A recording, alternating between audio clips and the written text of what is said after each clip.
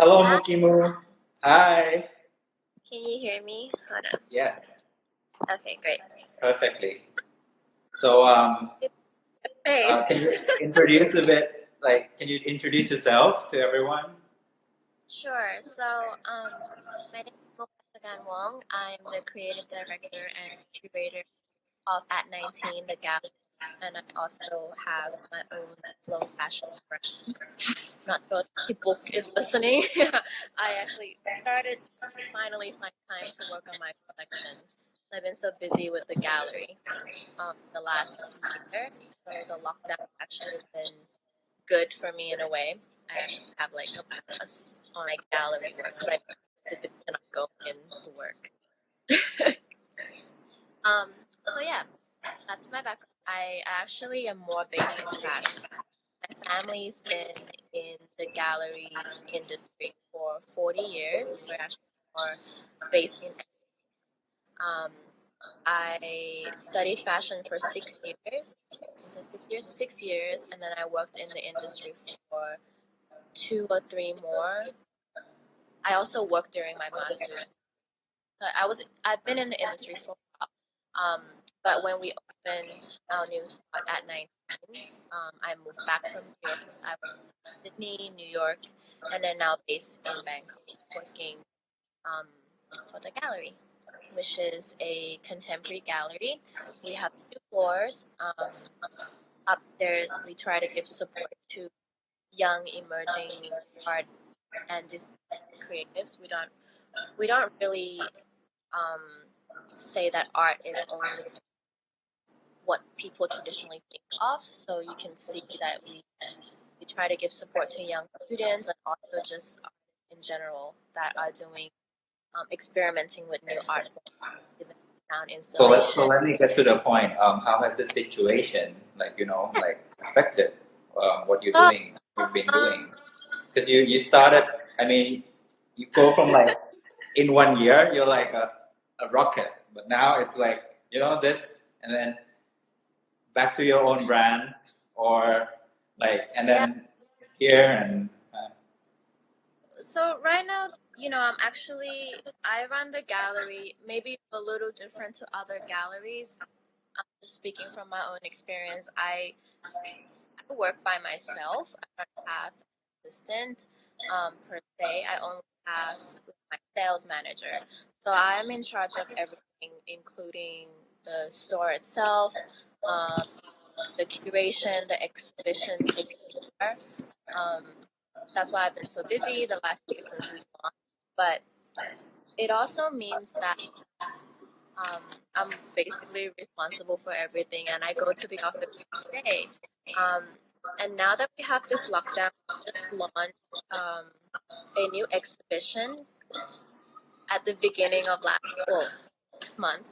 This is the last day. March is actually Women's International Month, like Women History Month, and I actually curated a whole exhibition of 11 artists, all by women, and actually every weekend we have talks planned, we have performances planned. All up together was about 22 to 24 women involved, really inspiring people that actually had to postpone because there was just going to be too many people in one confined space. And then finally we had to lock down. So what's been happening now after that, now that we're in the first week of locking down, I actually, I have to honor my artists. It's really sad because everyone worked so hard to put everything into the exhibition. Some people never exhibited before, and some people's gone to the Biennale. There's very different levels of artists on the floor. Um, yeah, and it was just quite sad. So now what I've been doing is taking videos and I'm trying to edit them. I actually don't know how to edit videos at all, so I'm trying to do that myself and film, you know, and hopefully people can view it on our Instagram or on our Facebook. Um, yeah, so it's taken a step back, but also it's a good time because I'm also working on the website. We actually don't have a website, so um, it's given me time to do that. But I'm relearning a lot of things. 2 weeks ago, we discussed about sustainability, and then this kind of local approach to move things forward. What is your take on?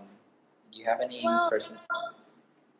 What are you planning to move forward? Anything, or are you planning? Is there? What's your perspective on this issue? I think that as a creative, you always have to think about sustainability in mind. I don't think that you can't really design or be a creative or artistic person without having that mindset.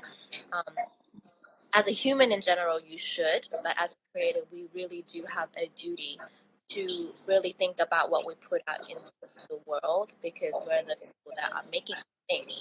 And in our practice at the gallery, we have that anyway. So our gallery is an old school that we restored to a gallery. My father did all the architecture, and we use only reclaimed items. So all the bricks and tiles are reclaimed and locally sourced. We actually had to put new things into, so that everything looked, very much the same. We wanted to keep the same structure, and we offer that also with the things that we put into the gallery. So a lot of things are handmade. As I mentioned before, my parents are based in the antique business for 42 years now, and so we have a mixture of antique items, like the Japanese screen you see behind me, as well as local arts, like just hand woven baskets. So there's a lot of pride, right? And that's only because we want people to start thinking in a more rounded way, that you should honor handcraft things in your life, and that art could just be anything really. It could be a vase, it could be a basket, or it could be a painting. And I think that moving forward, also coming from like the fashion industry, I say it like, everyone's always asking, like, when are you going to make the next collection? And it really is, because I'm very much busy with the gallery. But the sound is gone. Can everyone else hear us? Oh, saying that the sound's gone. I think that it's because I am busy, but also I don't really want to put any new collection out if it's not something that can be sustainably produced, or it's not gonna really do the world good, because we do have enough clothes and we don't really need any more in the world. So I think the next trend, and I hate to call it a trend, but it is where we're moving, and if we have to use the word sustainability as a trend to get stuff moving, then I will, because that seems to get people excited. But I think the new trend is really to focus more on what you can find locally. So in Thailand, anything that's being produced locally sourced, organic,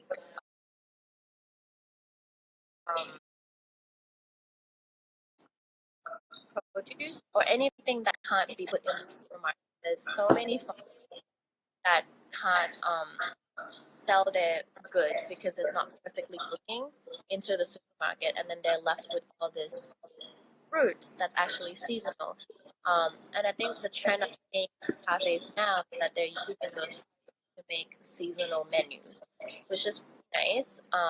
And I hope that we can do that all around, like every industry, not just the art and the creative industry, but also in the food and beverages. I'm only saying that because like my sister's also a chef, and she celebrates eating beef the same way, kind of eating the whole cow and not just the parts. So yeah, I think moving forward is just using less mass-produced thing. I think we're kind of losing the balance of that in the world, and it's becoming a problem.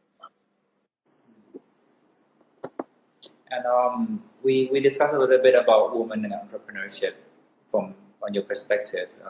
you have something you would like to share about how you've done massive loads of things within the past year, and this hit, and now you're stepping back to what you've done before when you were in New York, right? Your sustainable fashion, is that like the or something, and then there's so many things here. You're picking many things around and curating your approach. My approach, yeah, I guess I'd say that because I have my hands dipped in many things. I think it's useful to know that with whatever you do, it doesn't have to just be that forever. Like I did my bachelor and my honors and my master's in fashion, and I worked. I studied in Australia for 2 years, and I worked at a luxury fashion house in New York for 2 more years before to run the gallery. And you could say that like the gallery part is more in blood, but I'm not a trained trader. I just Why is no one mentioning brands here? I mean, like you work at Alexander Wang, right? Matteo worked at ASOS, come on, and Diesel. You work at Alexander Wang, right? Just say it. Yeah, no, like I worked at Jason. Oh, Jason Wu, sorry. Yeah. An opening ceremony. That's Sister Rodriguez. I work for John Kai. Yeah, I did work for many brands, but I think in general, I think fashion is quite I'm lucky because I did fashion, and my master's at Parsons really let me be creative in a different way. It was never like, oh, you have to sketch make a garment.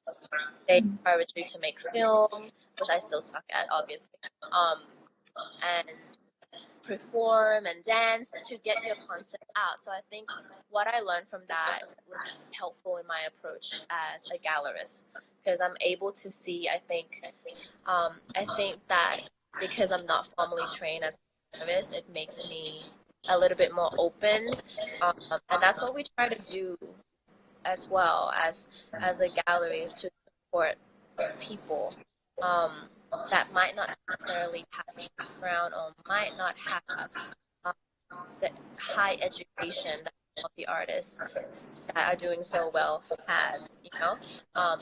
We kind of really look at the talent and just your eye for art in general. There's a lot of work in the gallery that is actually by our own craftsmen. There's our workers who's like to make sculpture, and we let him sell that in the gallery as well. And then there's somebody who's shown at Art Basel. So I think that my approach is very unorthodox. I actually find artists on Instagram. I think that's really nice now. I have a lot of time to store the internet. A lot of the artists I've shown, I've really just slid into their DMs a lot of the time. You taught me that. When it's a show, and I think it's important because a lot of really talented people don't get opportunities, and they don't really know the scope of things that they're doing and how great it is until somebody tells them. So I'm happy. I think we need to give more voices, like it's what you're doing exactly in the industry, to people with talents, and the voices need to be heard, and we need to like grow together, right? As in the industry, sure. And it's amazing, in in what you're doing too. What were you gonna say? I think I was that the world is much. Some people are a little bit offended. And I think it's happening in every industry, like photography. Like since the start of Instagram, anyone can be a photographer now, and anybody can be a model, anybody can be a designer. Like there's social media changed a lot of things, but at the same time, what's good about it is that there's people that are offering really unorthodox viewpoints. Say, and I can say that even about myself. I went through a very classical training, and there are things that I would not think of unless it was from my father, who, you know, is really more in the field, and he goes to the job site every day to build and build our store. He's an architect. So I think that social media has been really good actually for the new generation, because people are creating art in crazy ways, like and people are showing more behind the scenes. There's a lot of artists showing how they're working, even in fashion right now because of the lockdown. Bottega Veneta is doing art residence in his highlights, and you can see everything he's interested in. He's doing interviews. I think it's just really like interesting. It's an interesting time. And I think we can definitely capitalize on the talent we're seeing on social media, because a lot of these people and a lot of these or like older generation in general that are just posting their work online, they really have no idea how to make money off of their work. And that's where I come in, because it's just sad to see how people value their work, because they're so desperate to get someone to see it and sell it, but their talent is way beyond that, and they want to sell something for $50 because they really don't think anyone's watching. So where I come in, to give them a platform to approach them in a way that, hey, you could look at this art. Yes, you take it for Instagram, but let's see if we can print it. You know, we have great sponsorship. Like how to take it further.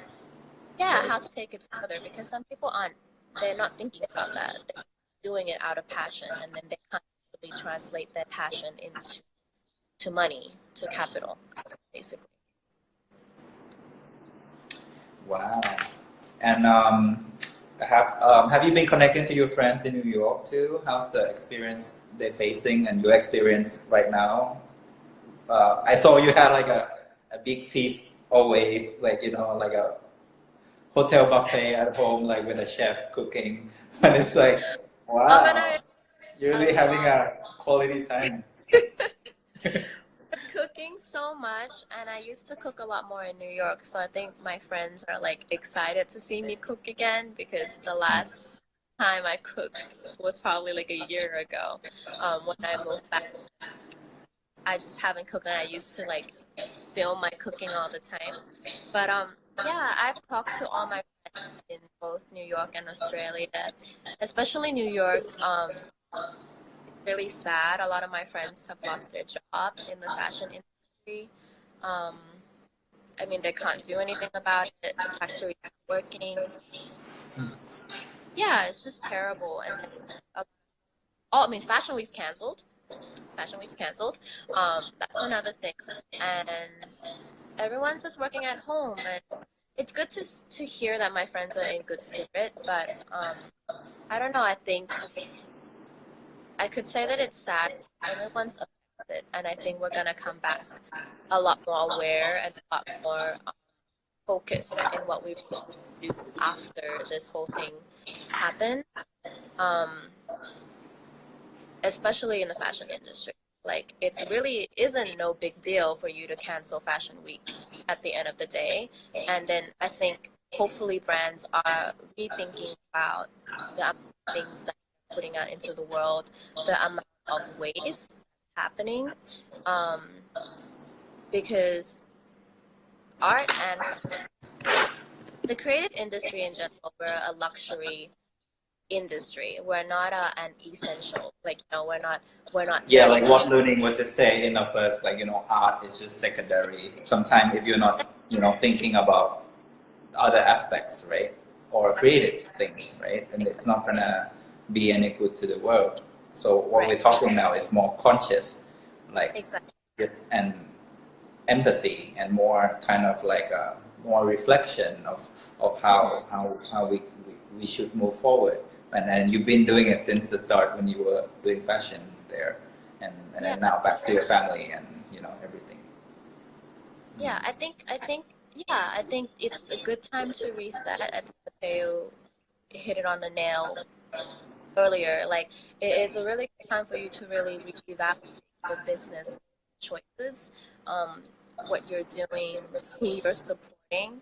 Um, and it's also a funny time to look at what different the moves of different business and brands, like what they're really doing within the time and they can do to help.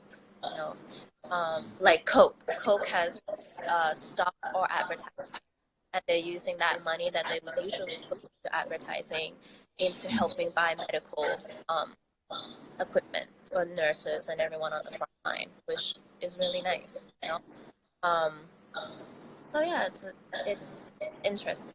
I think every day I'm like looking and watching what everyone's doing. So thank you very much, Mook. I think like you've gone thoroughly through everything, so useful. I'm sure like your experience will be useful for other creative people, and I think you're doing so much to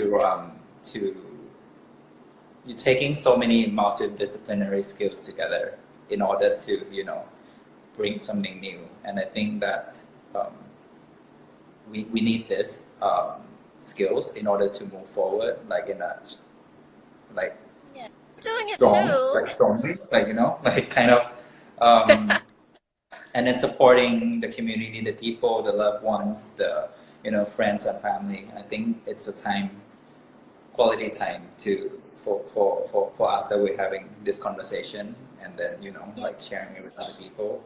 Um, it's we should be grateful, and then we hope that the situation will get better, and there's better things which gonna um, just gonna come tomorrow to us. I know it's so weird because we literally saw each other, and then like hopefully we get to see each other soon, so we can talk more about Definitely. everything. Yeah. Yeah. Okay, thank you, Mook. So yep, keep All in right. touch. Stay I safe. will. Yeah. You Bye.